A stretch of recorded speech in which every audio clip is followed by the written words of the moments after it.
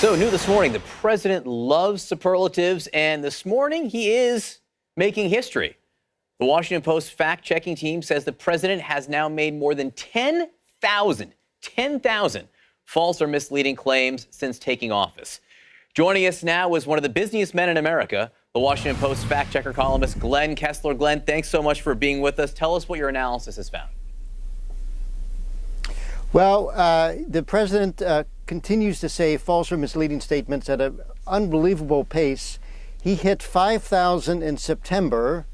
Now here it is 7 months later, and he's now hit 10,000. That's an average of about 23 false or misleading claims a day in the last 7 months. And you broke down one 3-day period, basically the 25th, the 26th, and 27th. And we're going to throw this up on the screen for you if we can here, because it shows just an unbelievable number of them. 45 false claims in the Hannity interview, 8 in a press gaggle, 24 in the NRA speech, the campaign rally. There's a lot going on here.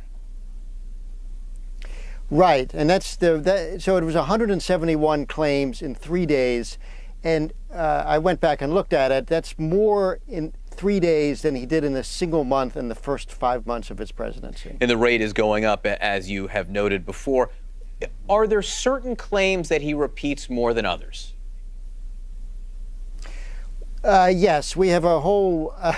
We keep track of this. You know, there are almost 300 claims he's said 3 or more times, but there's some that he just loves to repeat.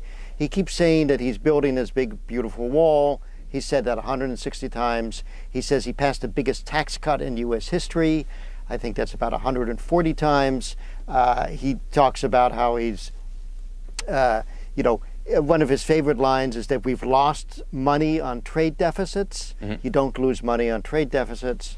And we have another category called the bottomless Pinocchio, where if he's earned three or four Pinocchios and he's said it more than 20 times, it gets put on a list, and there are 21 or 22 of those at this point. Yeah, and that number has gone way up. There's a lot of Pinocchios running around without pants, the bottomless Pinocchios, as I like to say. The publishing of the Mueller report, or the release of the Mueller report, has opened up a whole new phase as well, correct? Yes, because what he keeps saying is that the Mueller report found no obstruction. That's not true. The Mueller report outlined 5 to 10 instances that could be grounds for obstruction, but it said that a sitting president is not indicted for obstruction, so the Mueller left it to Congress. But to run around and say he had total exoneration, which he likes to say, is not correct. Yeah, every time he speaks about the Mueller report, you can almost see your meter going up. He can't help but talk about it without saying things that aren't true. I always find one of the most fascinating areas where he lies or misleads is on news that is good for him and good for America, frankly, like the economic numbers that came out last week. The GDP growing at 3.2%. That's a good number, but when he speaks about even that, he can't help himself. Right. He'll say, he said, for instance, it was a record not set in 16 years, which is not true. I mean, we had 3.2% economic growth one of the quarters last year. And one of the things he does, he always talks about the number of jobs created since he's been president, which is a good number. It's a number he should be proud of. But he always starts to count from Election Day, when he wasn't president. It adds another 500,000 or so jobs. At this point, when you've gotten almost 5 million jobs created under your presidency, I'm not sure why you need to pad the number.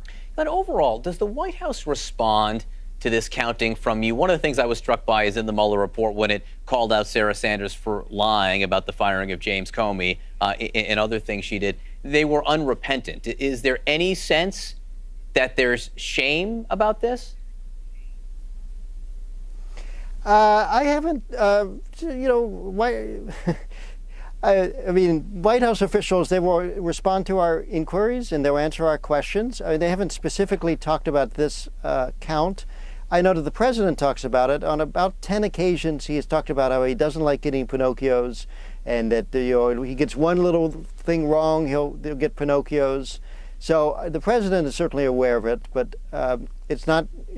usually, if you're White House staff, you talk about things that are good for you. This is probably not a good number, so I don't think they talk much about it. Glenn Kessler, thank you for counting. We'll let you get back to work. Thanks very much.